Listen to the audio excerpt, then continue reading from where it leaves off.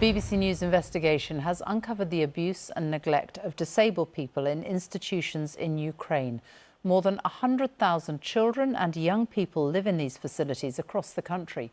The majority of them have parents, but poor community services and a lack of support means many end up in a system that can't meet their needs. The country may be at war, but this is a problem that predates the invasion. Human rights investigators say Ukraine should not be allowed to join the EU until it abolishes a care system which is failing its most vulnerable people. Your investigation really has shone a light on some of the really awful things that were happening in Ukraine before the invasion began.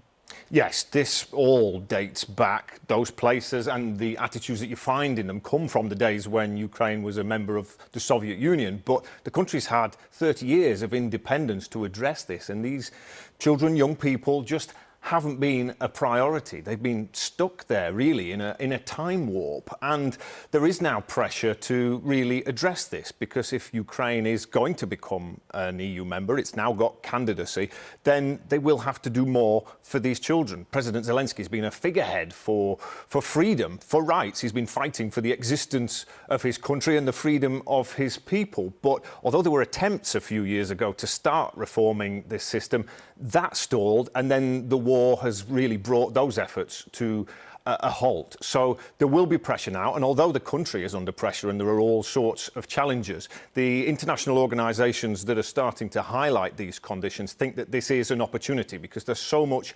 international attention on Ukraine, there is funding and there is support for the country. There is a willingness to see Ukraine come into the European Union. But other countries like Romania, if you're thinking those scenes are familiar, they had to address this and reform their system, and it may well be that Ukraine has to do the same, has to offer these young disabled people more in their lives if it's to make the same step.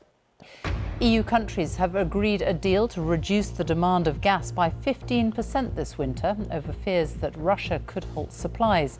The voluntary reduction could become mandatory if supplies reach crisis levels.